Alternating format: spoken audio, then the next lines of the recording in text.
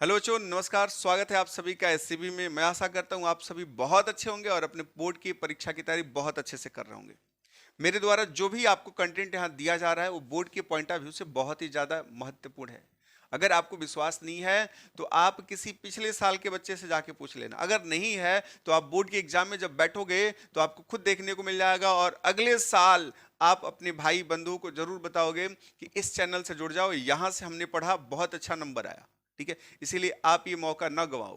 ठीक है, जो भी कुछ बताया जा रहा है उसको ध्यान से समझ लो, पढ़ लो, और इतना पढ़ लोगे तो आपका बोर्ड के एग्जाम में जो मैं पढ़ा रहा हूं इस सब्जेक्ट में आपका बहुत अच्छा नंबर आ जाएगा।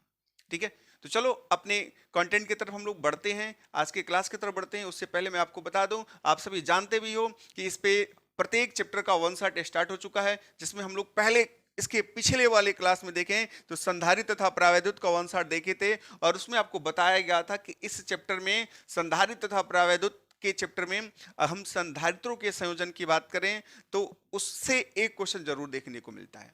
तो संधारित्रों के संयोजन डायरेक्ट ना पूछा जाए लेकिन उससे आंकिक प्रश्न जरूर पूछे जाते हैं। तो इसीलिए मैं क्या कर रहा हूं यहाँ पे कि ये जो चैप्टर है, इस चैप्टर से विगत वर्ष के एग्जाम में जो भी क्वेश्चन पूछे गए हैं इससे संधारित्रों के संयोजन से, तो उससे जो भी एग्जाम में क्वेश्चन पूछे गए हैं उसको पहले मैं यहाँ पे करा दूं, उसके बाद से फिर से हम लोग अगले चैप्टर की तरफ बढ़ेंगे। ठीक है, चलो आज का हम लोग यहाँ पे क्लास शुरू करते हैं। उससे पहले मैं आपको बता दूं कि यहाँ पे आप जो कुछ भी पढ़ रहे हो इसका अगर पीडीएफ फॉर्मेट में नोट्स चाहिए तो आप sigma classes best Telegram channel से जुड़ जाना, वहाँ पे आपको पीडीएफ फॉर्मेट में नोट्स मिल जाता है।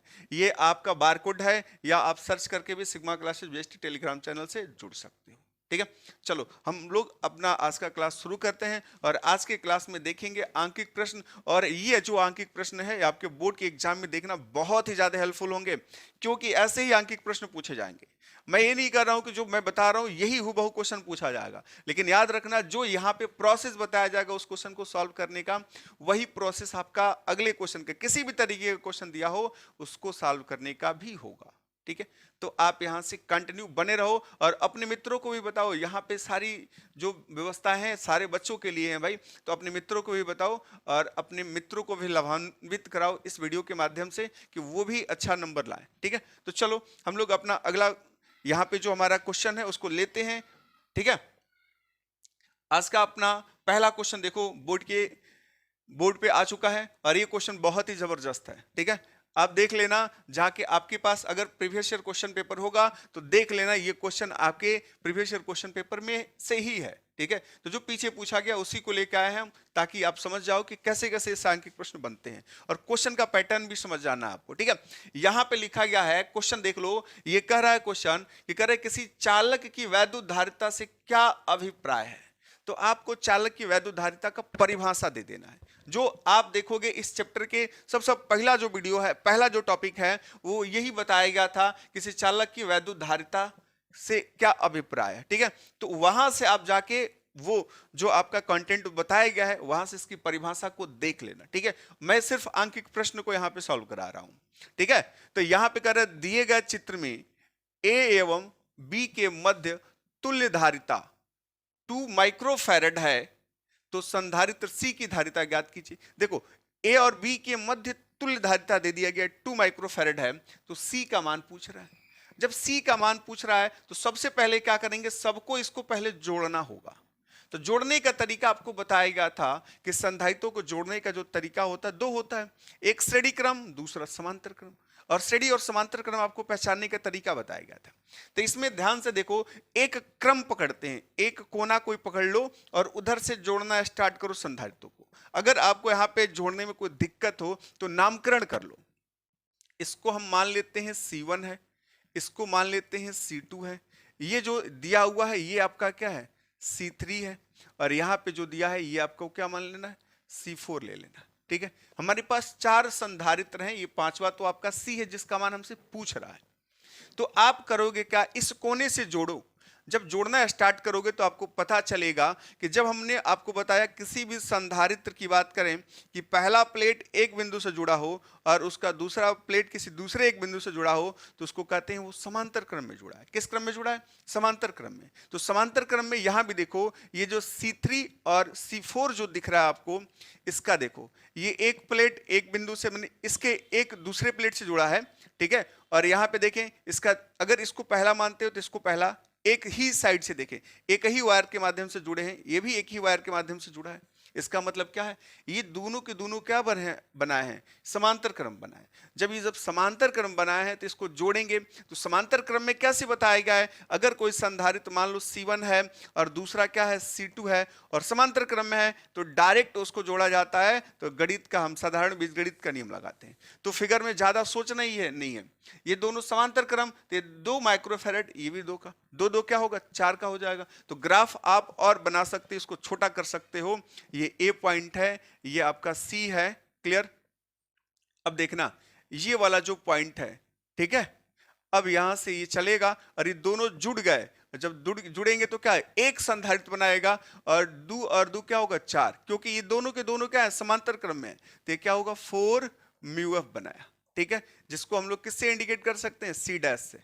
अब ये वाला आपको देखो, ये कितना है? C1 बराबर, ये पहले से कह रहा 4 म्यू एफ है, ठीक है।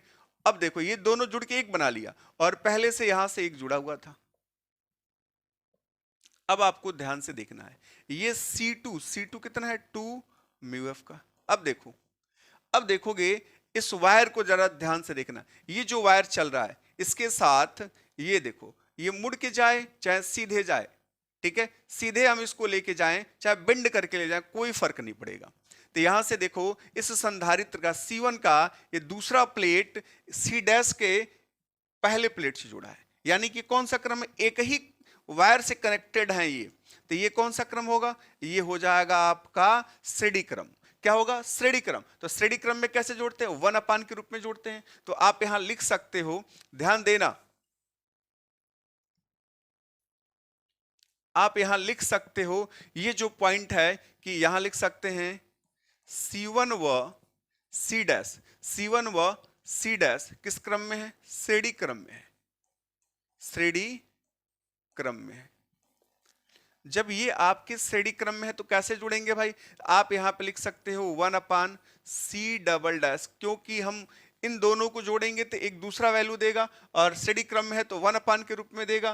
तो 1 upon C double dash is equal to 1 upon C1 plus 1 upon C dash. अब 1 अपान C1 का वैल्यू कितना है? 4, तो 1 अपान 4, और इसको जोड़े हो तो कितना मिला? 4, तो 1 अपान 4। अब इन दोनों का एलसीएम लेंगे तो क्या मिलेगा? 4, 1 1 क्या होगा? 2। अब डिवाइड करोगे भाई तो कट जाएगा, ये कितना होगा? 1 अपान 2। बात समझ में आई? बोलो। अब ये इसको पलटे तो यहां करके लिख सकते हैं, C डबल डैश का वैल्यू मिला हमको कितना? 2 म्यू एफ। अब सर्किट को और छोटा कर दो, क्योंकि ये दोनों जुड़ गया। जब ये दोनों जुड़ेगा तो ये वाला पॉइंट आपका, ये वाला बी पॉइंट है। अब जब दोनों जुड़ गया तो अब क्या बनाएगा? एक बना लेगा पॉइंट। ये ए पॉइंट यहां है, ये दोनों जुड़ गया है, ठीक है। ध्यान से देखना, ये दोनों जुड़ के क्या बनाया? एक संधारित्र बनाया। अब हम चाहें तो पॉइंट को बी को यहां ले ले, ठीक है, और इसके बीच से एक, यहां देखो थोड़ा सा ध्यान से, ये बीच में आपका क्या है? इधर वाला एक सी भी जुड़ा है, ठीक है, इधर लेके ये आपका सी है। अब एक ये दोनों जुड़ गए, ये दोनों चाहे दूसरे तरीके से भी ग्राफ बना लो, ध्यान से देखो, यहां तक तो कोई दिक्कत नहीं। इन दोनों को जोड़े हो, C डबल डैश मिला। अब यहां पे कोने पे लगा लो, ये ए पॉइंट जहां से ये C जुड़ा हुआ है, ये गया इधर, ये इधर आएगा और दोनों जुड़ेगा। ये C डबल डैश का वैल्यू कितना मिला? 2 माइक्रोफैरड म्यू एफ। क्लियर? अब यहां से ये बी पॉइंट है, बी इधर गया, अभी इधर आया है, ये वाला हमारा वायर तो कनेक्टेड ही है, यहां से एक और संधारित्र, ये तो जुड़ा ही नहीं है, जिसको हम लोग कह रहे थे C2। तो C2 का वैल्यू कितना है? 2 म्यू एफ। बात समझ में? अब देखें, और ये C का वैल्यू ज्ञात करना है। अब ये ध्यान से देखना, ये C2 और C डबल डैश जो मिला है कैसे कंडीशन में है? देख रहे हो, समांतर है। समांतर होता है तो कैसे हम लोग जोड़ते हैं? समांतर होता है तो फिगर को जरा इधर बना लेते हैं थोड़ा सा, इसी को, समांतर है तो सीधे सीधे जोड़ेंगे, जैसे यहाँ पे जोड़े थे दूगो दूगो क्या हो गया था, 4 गो हो गया था भाई। तो ये भी 2 माइक्रोफेरेड 2 माइक्रोफेरेड 4 माइक्रोफेरेड का हो जाएगा। तो एक वायर बना लेगा, ये बनाएगा क्या आपका ए पॉइंट हो जाएगा, ये बीच में सी है, ये दोनों मिलके एक बनाएगा। तो आप यहाँ पे लिख सकते हो सी ट्रिपल डैश लिख लो, ये तो सी रहेगा और सी ट्रिपल डैश का वैल्यू क्या होगा 2 और 2 क्या होगा 4, ठीक है। और ये आपका बी पॉइंट, और पहले से कह रहा था कि ए और बी के बीच तुल्य जो धारिता है वो क्या है 2 म्यू एफ का है। तो सी का मान बता दो, ठीक है। तो सी का मान क्या हो जाएगा भाई, तब यहां से लिखेंगे सी का जो वैल्यू होगा, तो ये दोनों देखो किस क्रम में है, ये दोनों किस क्रम में है, ये है श्रेणी क्रम में, तो श्रेणी क्रम में बटे में आएगा, तो ये तुल्य है, तो ये होगा 1/2 is equal to 1/c plus में 1/c ट्रिपल डैश, जिसका वैल्यू क्या है 4। बात समझ में, हमको c का मान चाहिए तो हम करेंगे क्या, c का मान चाहिए तो इसको इधर भेजो, तो ये होगा 1/ या करके लिख सकते हो 1/c is equal to 1/2 minus 1/4। ये क्या दे देगा, एलसीएम क्या होगा 4, इससे डिवाइड करोगे तो 2 माइनस 1, ये होगा, देखो ये 2 इधर जाएगा 2 और 2 माइनस 1 क्या होगा 1/4। बात समझ में आई। तो यहाँ पे जो c का वैल्यू मिल रहा है, देखो ध्यान से, तो इसको पलट दो ऊपर जाएगा तो c इज इक्वल टू मिलेगा 4 म्यू एफ। बात समझ में आई, कोई दिक्कत है बोले। तो आप इस तरीके से इसको सॉल्व कर सकते हो, ध्यान से देखे हो तो जरूर समझ में आया होगा, नहीं देखे हो एक बार वीडियो देखे हो, टेलीग्राम पे जाना, ये पूरा का पूरा ऐसे ही सॉल्व रहेगा और ऐसे ही आपको टेलीग्राम पे मिल जाएगा, ठीक है। तो यहाँ पे अगर थोड़ा सा भी डाउट होगा तो उसको रिवाइज भी कर सकते हो टेलीग्राम के पीडीएफ से, ठीक है। यहां तक कोई डाउट किसी को, चलो हम दूसरा क्वेश्चन लेते हैं, ठीक है। देखो दूसरा क्वेश्चन ये बहुत जबरदस्त है, ये बढ़िया भी है, इसमें कई सारे पॉइंट दिए गए एक ही साथ ज्ञात करने के लिए, ठीक है। ध्यान देना जरा, ये कह रहा है संलग्न चित्र में ज्ञात करना है, क्या क्या ज्ञात करना है, 3 पॉइंट ज्ञात करना है। कह रहे बिंदुओं ए तथा बी के बीच तुल्य धारिता, ए और बी दिख रहा है आपको यहाँ पे ए डैश बी डैश है, ए और बी के बीच क्या करना है, तुल्य धारिता ज्ञात करनी है। यानी इन सारे के सारे संधारित्र को हटा दिया जाए, एक ऐसा संधारित्र हमको लगाना है। तुल्य का मतलब यही होता है कि एक ऐसा संधारित्र हम लगाएं जो क्या करे, सबका काम अकेले कर दे, ठीक है। तो इनको जोड़ना पड़ेगा, जोड़ने के लिए देखोगे कोई एक कोना पकड़ेंगे ए और बी से, तो यहां से तो शुरू नहीं कर पाएंगे, इधर से शुरू करेंगे, क्योंकि यहां पे दिख रहा है कि दोनों के दोनों किस क्रम में है, समांतर क्रम में। समांतर क्रम में है तो सीधे सीधे जोड़ो ना, क्यों उसको हल कर लिखने जाओगे। समांतर क्रम है तो आपको बताया गया साधारण बीजगणित का नियम लगाते हैं जोड़ने के लिए, तो ये क्या है 2 और 3 है, क्या होगा 5 का हो जाएगा। तो आप इससे सर्किट छोटा कर लेना है, आप यहाँ पे एक सर्किट बनाओगे, ये आपको ए पॉइंट दिया गया है, इधर लेके चलें, ये आपका संधारित्र यहां बना, ठीक है। और ये दोनों के दोनों जुड़ गए तो क्या 2 और 3 क्या होगा, ये 5 म्यू एफ का बनाएगा, बनाएगा कि नहीं। चलो, और यहां पे पहले से था ही, ये आपका था 20 माइक्रोफैरेड, ठीक है। और ऊपर वाला कितना है 12 माइक्रोफैरेड का है, ये 12 माइक्रोफैरेड का है। और इधर आके ये आपका बी पॉइंट हो गया, और यहां पे कह रहा है कि कितना है, ये 1500 वोल्ट का, 1500 वोल्ट का यहाँ पे क्या है, 1500 वोल्ट का यहाँ पे विभवांतर है। बात समझ में आई। चलो ध्यान से देखो जरा, यहाँ पे 1500 वोल्ट का विभवांतर है, ठीक है। अब देखोगे, अब जरा ध्यान से देखना, बस समझना ही है, ए और बी को चलाओ, ये वायर है आपका, इसको चाहो तो तुम ऐसे भी बना सकते हो। ये ए पॉइंट ले लिए हम लोग, ठीक है, और यहां से एक इधर जुड़ा वायर, इसको सीधा कर दो, ऐसे फैला दो, ठीक है।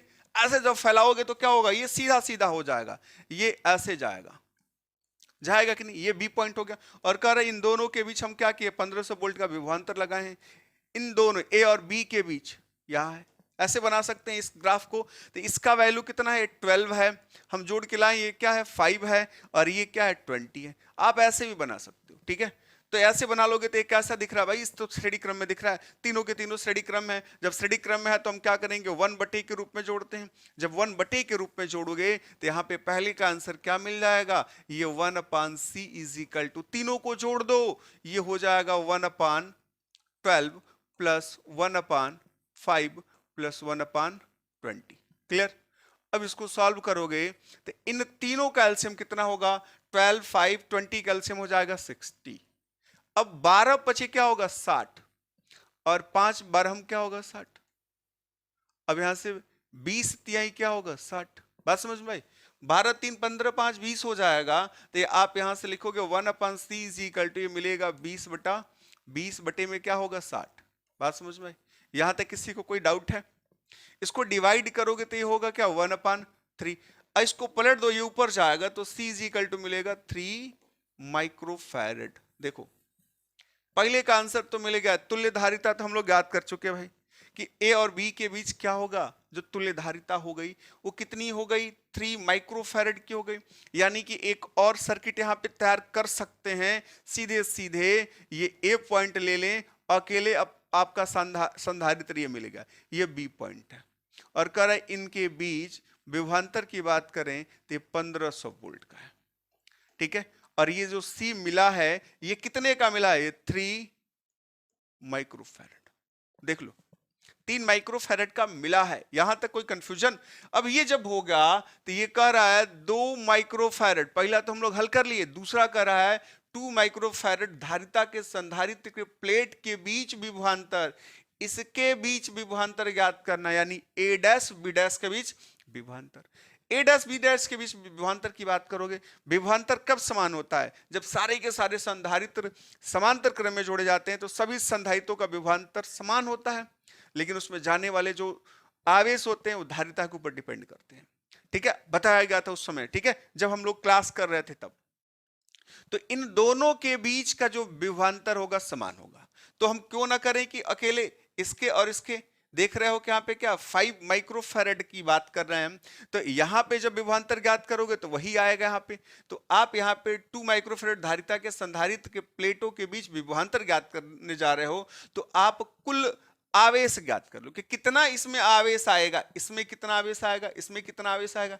इसमें हमसे कोई पूछे कि नीचे वाले सर्किट में कि आवेश कितना जाएगा, तो आपको बताएगा एक ही चालक तार है, उसमें यहां आवेश दोगे तो ये क्या होगा, सब में आवेश समान जाएगा, सब में आवेश समान। जब तक कोई दूसरा कनेक्शन नहीं करेंगे धारा बटेगी नहीं, वायर बटेगा नहीं, तब तक क्या होगा, कोई दूसरा आवेश नहीं जाएगा, ठीक है। तो यहां पे हम लोग क्या कह सकते हैं कि नीचे वाले में, इसमें तो एक ही वायर है, इसका मतलब इन तीनों में क्या होगा, आवेश समान होगा। तीनों में आवेश समान होने का मतलब इन दोनों में भी, दोनों को जोड़ा गया है, आवेश समान है। और यहां के बाद यहां पे विभवांतर क्या होगा, विभवांतर समान हो जाएगा, क्योंकि समांतर क्रम में है, ठीक है। जब श्रेणी क्रम में होता है तो आवेश समान होता है, समांतर क्रम में होता है तो विभवांतर समान होता है। तो अब यहाँ पे सेकंड नंबर के लिए हम लोग चलें, तो सेकंड नंबर में हम सबसे पहले क्या ज्ञात करेंगे, पूरे परिपथ का आवेश। तो आवेश का फॉर्मूला क्या बताया गया है, आपको पता है C इज इक्वल टू होता है Q बाई V, तो आप यहां से लिख सकते हो Q is equal to C V। अब देखो Q का वैल्यू क्या होगा, C का मान हम लोग यहां से लाए, तुल्य धारिता पूरे परिपथ का 3 है, माइक्रोफैरड में है याद रखना, और V क्या है 1500। तो अब 15 तिया क्या होगा 45, तो Q का वैल्यू कितना आएगा, हमको मिलेगा ये 4500। कितना मिला 4500। ये इसका मात्रक होता है कुलाम, लेकिन माइक्रो में है तो क्या होगा माइक्रो कुलाम।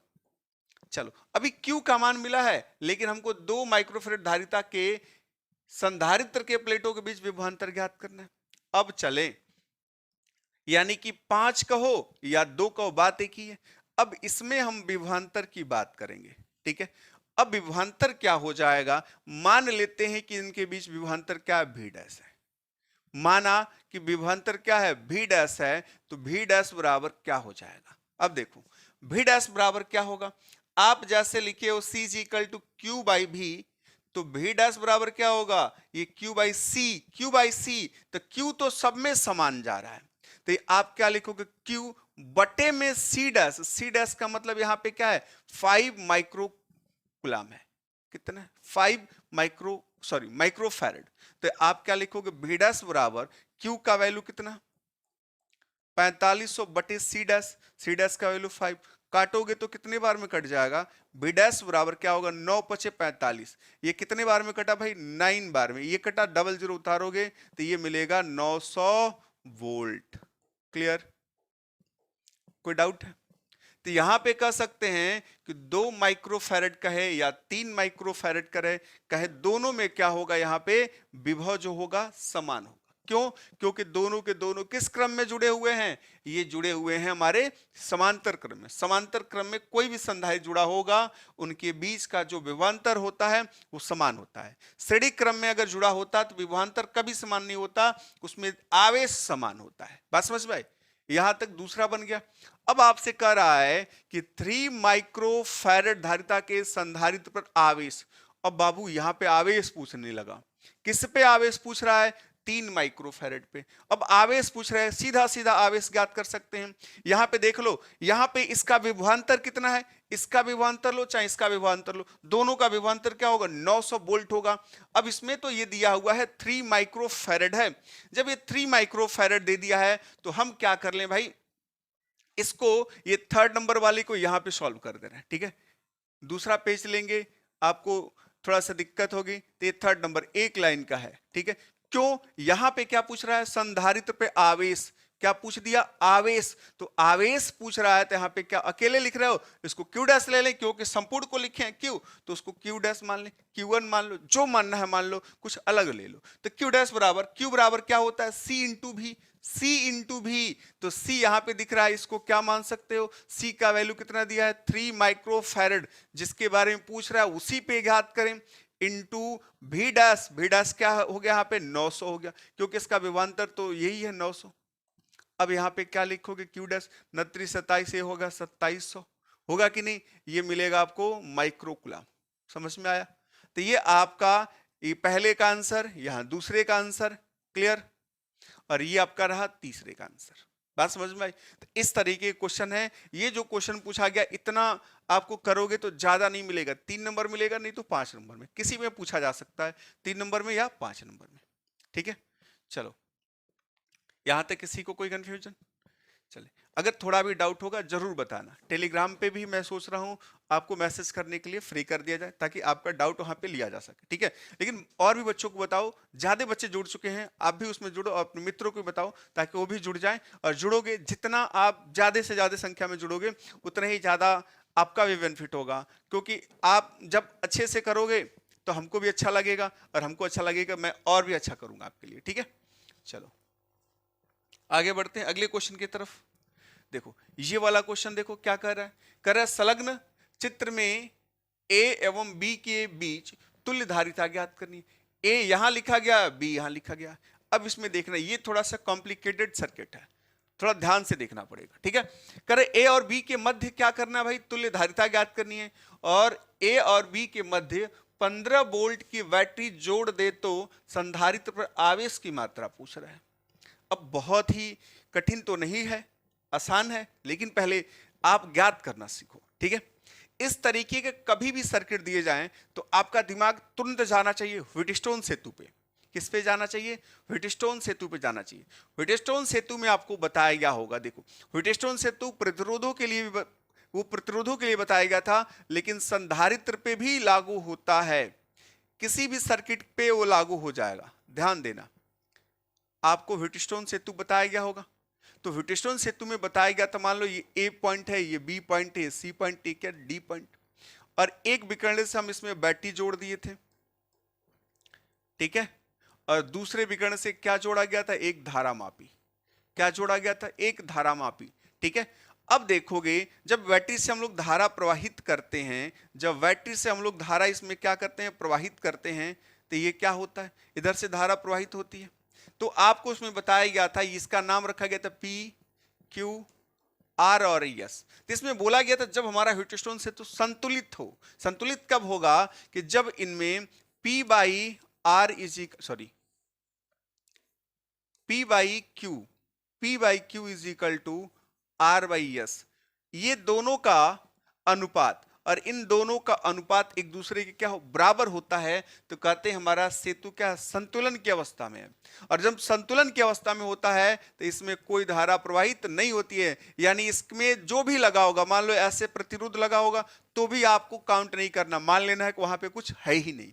उसी तरीके से यहां भी है, ये जो बीच वाला पॉइंट है, इसको देखो, इसी के डायग्राम में हम बना के इसको कन्वर्ट करके ऐसे ही बना रहे हैं। यहां देखना,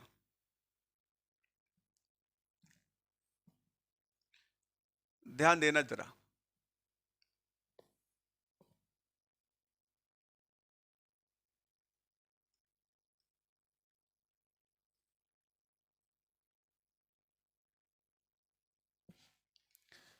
देखो यहां पे क्या है, ये बीच में ये वाला पॉइंट है आपका, ऐसे जुड़ा हुआ है। नामकरण करके देखो, अगर इसको हम सी मान लेते, इसको क्या मान लेते हैं, डी, तो ये देखो ये ए पॉइंट हो गया। ध्यान देना जरा, ये जुड़ के गया है, ये आपका क्या है 4 म्यू एफ वाला है, जिसको आप C1 नाम दिए हो, ठीक है। इधर देखो ये C2 वाला मिल गया आपको, इसको भी क्या दिए हो, 4 म्यू एफ नाम दिए हो। अब आगे बढ़ रहा हो, ठीक है, और इधर से भी बढ़ रहा हो, तो ए और डी, इसको क्या माने सी पॉइंट, इसको क्या माने डी पॉइंट, इसको बी पॉइंट। अब ध्यान से देखो, यही है ग्राफ ए सी बी है ना, ए डी, यहां पे क्या ए डी बी, तो ए डी बी, बात समझ में। ये आपका C3 वाला है, यहां पे क्या है 4 म्यू एफ का है। ये आपका भी क्या है C4 है, जिसका वैल्यू क्या है 4 म्यू एफ है। ध्यान देना, अब आप देखो इसमें लिखा गया था पी क्यू, क्या लिखा गया P बाई क्यू, 4/4, 4/4 1 आएगा, ये R और ये S, 4/4 क्या होगा 1। जब दोनों बराबर है तो इसमें कोई भी धारा नहीं प्रवाहित होगी, यानी ये वाला जो पॉइंट हमको दिया गया है, आपको क्या करना है, माइंड में सेट करना है कि इसका कोई रोल नहीं है, इसका कोई रोल नहीं है। बात समझ में आई, इसका जब कोई रोल नहीं है तो बचे हमारे पास यही ना। अब उसका एक और ग्राफ बना दे रहे हैं, ध्यान से देखना जरा, बस ग्राफ बनाओगे कंप्लीट हो जाएगा। अब बीच में कोई है ही नहीं है, ए और बी के बीच हमको क्या करना है, करे ए और बी के बीच क्या करना है, तुल्य धारिता ज्ञात करनी है। जब ए और बी के बीच तुल्य धारिता ज्ञात करनी है तो हम करेंगे क्या, ए और बी के बीच ही ज्ञात करनी है। तो ये वायर देखो, ये सीधे सीधे चला, यानी एक ही वायर है जिसमें 2 संधाई जुड़ा है, और नीचे की तरफ एक ही वायर है जिसमें 2 संधाई जुड़ा है, यानी ये दोनों के दोनों क्या है, श्रेणी क्रम में जुड़े हैं, और ये दोनों के दोनों क्या है, श्रेणी क्रम में जुड़े हैं। यानी इसको आप लिख सकते हो, यहां पे लिखोगे, यहां पे आप लिख सकते हो C1 व C2, देखना C1 व C2, ठीक है, एक साथ तथा C3 व C4 एक साथ किस क्रम में है, श्रेणी क्रम में है, श्रेणी क्रम में है। जब श्रेणी क्रम में है तो इनको जोड़ोगे तो ये होगा 1/C dash is equal to 1/C1 plus 1/C2। इसका वैल्यू C1 का वैल्यू भी 4 है, इसका भी वैल्यू 4 है, जोड़ोगे तो क्या होगा, एलसीएम 4 होगा तो 1 क्या होगा 2, डिवाइड करोगे 1/2 मिलेगा। इतना तो जानते हो यार, तो ये हो जाएगा C dash is equal to, पलट दिए इसको तो भी पलटेगा, ये होगा 2 म्यू एफ। उसी तरीके से 1/C डबल डैश ज्ञात करो तो 1/ ये होगा C3 प्लस 1/C4। इन दोनों का भी मान है एक, मतलब 4 तो 1/4, फिर एलसीएम 4 होगा, 1 क्या होगा 2, यानी डिवाइड करोगे 1/2। इससे मिला हमको C डबल डैश का वैल्यू भी क्या मिला 2 म्यू एफ, ठीक है। जब इसको जोड़े तो इतना मिला, बीच वाला नहीं है तभी तो सीधा सीधा जुड़ गया। जब सीधा सीधा जुड़ गया तो एक लाइन, छोटा सा ग्राफ यहां पे एक और कंप्लीट कर दें। ये आपका ए पॉइंट है, अब देखोगे दोनों जुड़ के एक बनाया, इधर दोनों जुड़ के एक बना लेगा, बनाएगा ना। इसके बाद ये वाला ग्राफ समझ में आया, ये आपका बी पॉइंट है, ठीक है। जब बी पॉइंट है, ये आपका बनाया सी डैश, ये 2 माइक्रोफैरड मिला है, ये आपका बनाया सी डबल डैश, ये मिला है 2 माइक्रोफैरड। अब देखोगे किस क्रम में, दोनों के दोनों क्या है, समांतर क्रम में है, तो तुल्य धारिता निकाली जा सकती है। तो तुल्य धारिता निकालोगे तो तुल्य धारिता समांतर क्रम में तो सीधे सीधे मिलेगा C बराबर, ये वाला पॉइंट है, इधर यहां से मिल जाएगा C बराबर मिलेगा 2 + 2, यानी ये होगा 4 म्यू एफ। बात समझ में आई, ये आपका तुल्य धारिता मिला, ये तुल्य धारिता, ठीक है। यहां तक कोई डाउट किसी को? अब तुल्य धारिता, एक क्वेश्चन आपका कंप्लीट हो गया, यहां से हमारा कंप्लीट हो गया, तुल्य धारिता ज्ञात कर लिए। अब कर ए और बी के मध्य 15 वोल्ट की बैटरी जोड़ दे तो संधारित्रों पर आवेश की मात्रा ज्ञात कीजिए। अब 15 वोल्ट की बैटरी जोड़ दो भाई, अब 15 वोल्ट की बैटरी जोड़ोगे तो क्या होगा, संधारित्रों के आवेश की मात्रा पूछ रहा है। तो यहां देखो, यहां से हमको मतलब है, यहां से यहां पे इसी के बीच, तो ये 2 का है, ये भी 2 का है, ये 2 का, ये भी 2 का, क्योंकि जोड़ने के बाद की बात करें, क्योंकि एक ही वायर है तो दोनों का क्या होगा, आवेश समान होगा। आप कह रहे कि बैटरी जोड़ दे तो आवेश की मात्रा, इधर भी आवेश उतना ही जाएगा, इधर अलग, मतलब ऊपर अलग जाएगा, ऊपर अलग, ठीक है, क्योंकि दो हिस्सों में डिवाइड हो रहा है, तो इसका आवेश अलग होगा, इसका आवेश अलग होगा। लेकिन संजोग बस दोनों का मान समान है। जब दोनों का मान समान है, धारिता सबकी समान है, तो इधर भी उतना ही आवेश जाएगा, इधर भी उतना ही आवेश जाएगा, समान जाएगा। अगर इधर अलग अलग धारिता वाले संधारित्र होते तो क्या होता है, ये अलग अलग जाता, तो हम करते क्या भाई, ये इसको डिवाइड करेंगे, ऊपर जाएगा, नीचे वाला इधर जाएगा। तो इसमें ए और बी के बीच यहाँ पे ज्ञात करना है, तो इसी फिगर को हम यहाँ पे देखते हैं और 15 वोल्ट की एक बैटरी भी जोड़ लेंगे। देखो देखो यहां से हम बात कर रहे हैं, इसको जोड़ के जब जोड़ के लाया हो, ठीक है, ये आपको बी मान लेना है भाई, ठीक है।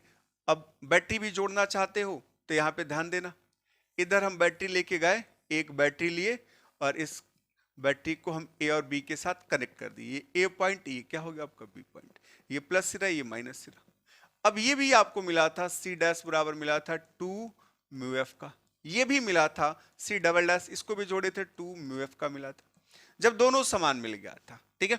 अब यहां से जो भी इसमें जोड़े हो, 15 वोल्ट की बैटरी जोड़े हो, अब देखोगे जब बैटरी जोड़े हो इसके साथ जो जाएगा, इधर जो आवेश जाएगा ये Q1 मान लें, इधर जो आवेश जाएगा वो क्या जाएगा, Q2 जाएगा, क्योंकि यहां से आवेश बट गया। जब आवेश बटा, इधर Q1 गया, इधर क्या हो गया Q2, लेकिन दोनों समांतर क्रम है तो दोनों के बीच का विभवांतर तो समान होगा। अब तो ज्ञात कर लो, अब ज्ञात करोगे, ऊपर के लिए जाओगे तो Q1 बराबर क्या होगा, अगर यहां समझ में ना आए तो यहां आप लिख लेना C इज इक्वल टू होता है Q बाई भी, तो हम यहां से Q बराबर क्या लिखेंगे, C भी लिखेंगे, क्या लिखेंगे, C भी। तो आप यहां पे जब Q1 लिखने जाओगे तो क्या लिखोगे, वहां पे C डैश ऊपर के लिए और भी तो हमारा समान ही होगा, तो क्या हो जाएगा 2 इंटू 15, क्लियर। तो ये आपको दे दिया Q1 बराबर क्या होगा, 15 दूना 30 माइक्रो कूलम मिलेगा, बात समझ में आई। उसी तरीके से जब Q2 निकालोगे तो C डबल डैश भी होगा, तो ये क्या मिलेगा, ये भी 2 है, फिर ये 15 है, तो ये Q2 का भी वैल्यू क्या होगा, 30 माइक्रो कूलम। बात समझ में आ रही है कि नहीं। तो आप कह सकते हो कि सबकी धारिता समान है, इसका मतलब सब में क्या होगा, आवेश समान जाएगा। सबकी धारिता समान है, सब में आवेश समान, यानी अर्थात करके लिख लो भाई कि ये Q1 बराबर होगा Q2 बराबर कितना, दोनों बराबर है 30 micro coulomb, 30 micro coulomb, coulomb में लिखना है, इसको सही से लिख लें, नीचे ही लिख देते हैं, जगह तो है, अर्थात यहां, ताकि पीडीएफ में जो भी मिलेगा आपको सही दिखेगा। क्या लिखोगे, Q1 बराबर Q2 बराबर ये 30 माइक्रो कूलम, ठीक है। यहां तक कोई डाउट किसी को, आप देख लेना, यहां से आपका क्वेश्चन था, पीडीएफ में अच्छे से समझ में आएगा, ध्यान से देखना, ठीक है। इसका दूसरा पोर्शन इसी में आ गया यहां तक, ठीक है। यहां तक किसी को कोई डाउट, यहां तक किसी को कोई डाउट, आप थोड़ा सा कमेंट वगैरह भी किया करो, तभी तो पता चलेगा, ठीक है। चलो आगे क्वेश्चन लेते हैं। आगे कह रहा है संलग्न चित्र में ए और बी के बीच तुल्य धारिता ज्ञात कीजिए। देखो ये वाला जो क्वेश्चन दिया है, संलग्न चित्र में ए और बी के बीच जो तुल्य धारिता, ये बहुत आसान है, ये मौखिक है, देख के आप हल कर सकते हो। यहां पे इसलिए कह रहे हैं ए और बी के बीच ज्ञात करने, ए और बी के बीच ज्ञात करने, यही 2 पॉइंट आपके पास है, ए और बी के बीच ज्ञात करना है। ए और बी के बीच ज्ञात करने तो ए सिरे से लेके जाओ चाहे बी सिरे से जाओ, ये एक ही वायर है, दिख रहा है। जब ये टोटल यहां से चल के आ रहे हो तो दिख रहा है आपको ये एक ही वायर है कि नहीं। जब ये एक ही वायर है तो क्या होगा भाई, एक वायर में जितने संधारित्र जुड़े रहते हैं सबके सब श्रेणी क्रम में होते हैं। किस क्रम में होते हैं, श्रेणी क्रम में होते हैं। यानी आप नामकरण करो तो इसको मान लो C1 है, क्लियर। इसको क्या मान लो, ये C2 है, ये C3 है, इसका नाम करें ये C4 है, क्लियर। तो आपको दिख रहा है C2 C3 C4 किस क्रम में है, श्रेणी क्रम में है। तो आप यहां लिख सकते हो C2 C3 व C4 श्रेणी क्रम में है, श्रेणी क्रम में है। जब ये श्रेणी क्रम में है तो कैसे 1 अपान के रूप में जोड़ेंगे, 1 अपान सी इज इक्वल टू 1 अपान सबका मान 3 है तो 1 अपान 3 प्लस 1 अपान 3 प्लस 1 अपान 3, तो 1 अपान सी इज इक्वल टू एलसीएम क्या होगा 3, 1 1 1 3 बार आएगा तो क्या होगा 3, डिवाइड करोगे भाई तो कट गया, कितना बचा 1, तो आप यहां से सी का वैल्यू कितना लिख सकते हो 1 माइक्रो फैरेड। सी का तो मान मिला, सी का मान कहां से मिला, यहां सॉरी यहां पे सी ना लिखें क्योंकि और भी है तो इसको सी डैश बना लो, तो ये सी डैश बना लो, ये सी डैश का वैल्यू मिल गया। अब देखो तीनों जुड़ के आ गया कितना 1 माइक्रो फैरेड, तो अगला सर्किट जब बनाओगे तो क्या मिलेगा, देखना ये यहां जुड़ा हुआ पहले से, अब इसी के नीचे इधर से लेके आओ चाहे कहीं से लेके आओ या बीच में यहीं से लेके आओ तो ये वाला जाके बनाएगा इस तरीके का सर्किट बनाएगा, ये ए पॉइंट हो गया, ये बी पॉइंट हो गया, ये C1 है, ये कह रहा था 3 माइक्रो फैरेड का था, ये सी डैश मिला आपको 1 माइक्रो फैरेड का। जब मिल गया तब आप यहां से क्या लिखोगे, तब यहां से अब यहां से तुल्य धारिता लिख लें, तुल्य धारिता, तुल्य धारिता अब तो सीधे सीधे लिख सकते हैं क्योंकि दोनों के दोनों किस क्रम में है, समांतर क्रम में, समांतर क्रम में है तो क्या लिखोगे C1 प्लस सी डैश यानी 3 प्लस 1, तो ये मिलेगा C बराबर कितना 4 माइक्रोफैरेड। ठीक है, कोई दिक्कत, जो पूछ रहा था यहां इसका सॉल्यूशन हो गया, बहुत ही आसान है। ठीक है, बस बच्चे डर जाते हैं क्योंकि प्रैक्टिस नहीं किए रहते हैं और क्वेश्चन देखते हैं गलत करके आ जाते हैं, 3 या 5 नंबर का आपका क्वेश्चन पूछा जाएगा एग्जाम में तो ये गलत हो जाएगा तो आप फिर पछताओगे। ठीक है, यहां तक कोई कंफ्यूजन किसी को, चलो यहां तक कोई डाउट नहीं है, हम आगे की तरफ बढ़ते हैं, अगला क्वेश्चन लेते हैं। अगला क्वेश्चन देखो, अब देखो ये वाला भी आपका आ गया, व्हिटस्टोन सेतु के जैसा ही है, व्हिटस्टोन सेतु जो हम लोग पढ़े थे वैसे ही ये भी है।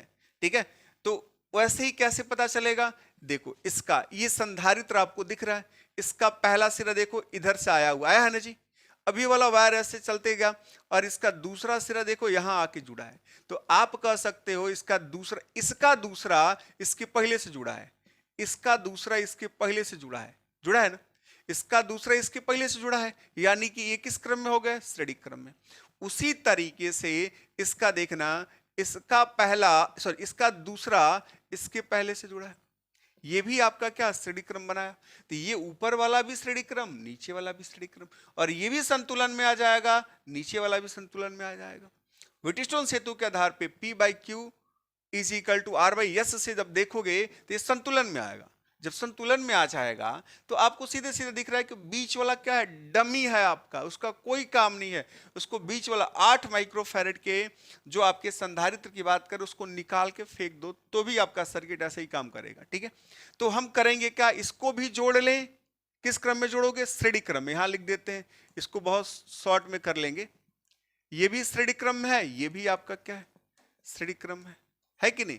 जब ये दोनों श्रेणी क्रम में हैं तो क्या मिल जाएगा, श्रेणी क्रम में है तो 1/3 1/6, यानी कि यहां पे लिख सकते हो 1/C dash is equal to 1/3 plus 1/6। ठीक है, एलसीएम क्या मिलेगा 6, इससे डिवाइड करोगे क्या होगा, इससे 3 2 हो जाएगा और यहाँ पे 1, ये फिर मिलेगा 3/6, काटोगे 1/C dash is equal to ये मिलेगा 1/2, तो ये आपको मिल गया कितना, सी डैश का वैल्यू मिला 2 माइक्रोफैरेड। ठीक है, उसी तरीके से इसमें अब करोगे तो ये आपका क्या हो जाएगा, दूसरे के लिए 1/C डबल डैश ये होगा 1/3 प्लस 1/6, जिसको हल करोगे, इसको यहाँ पे हल किया गया है 3/6, काटोगे 1/2 मिल जाएगा, मिलेगा, तो C डबल डैश का वैल्यू क्या होगा 2 माइक्रोफैरेड, मिला कि नहीं।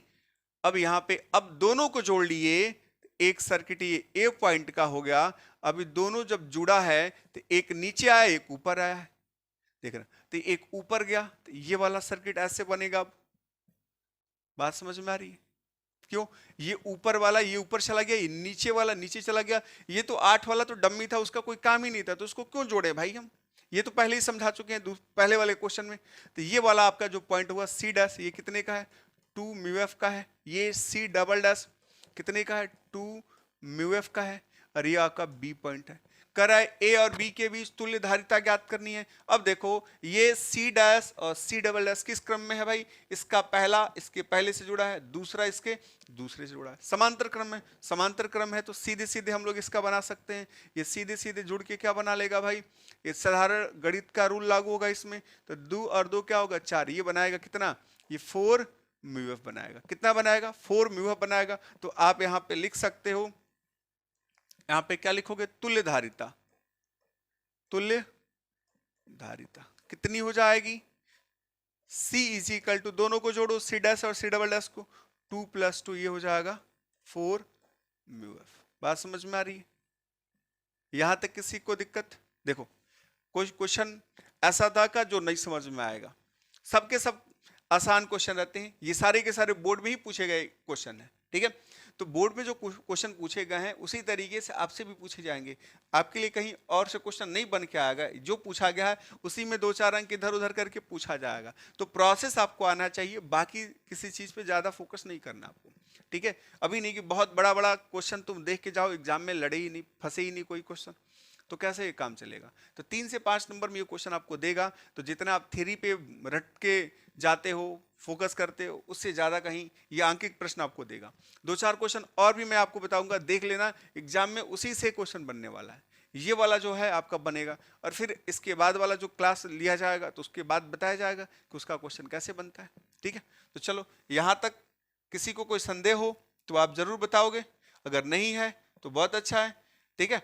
तो ये वाला जो आपका पीडीएफ है, अभी जो क्लास अभी समाप्त हो रहा है, जस्ट आपका टेलीग्राम जो चैनल है उस पर आपको भेज दिया जाएगा, आप वहां से इसको देख सकते हो, नोट भी कर सकते हो, बार बार प्रैक्टिस भी करना, इसी क्वेश्चन पे करना, और भी आपके पास बुक होगा तो करना, नहीं तो मैं टेलीग्राम में दूसरा भी क्वेश्चन भेज दूंगा, तो वहां से भी आप प्रैक्टिस करते रहो, ताकि आपका जो क्वेश्चन है वो ना छूटने पाए एग्जाम में, ठीक है। तो चलो फिर अगले क्लास में मिलते हैं, तब तक के लिए धन्यवाद।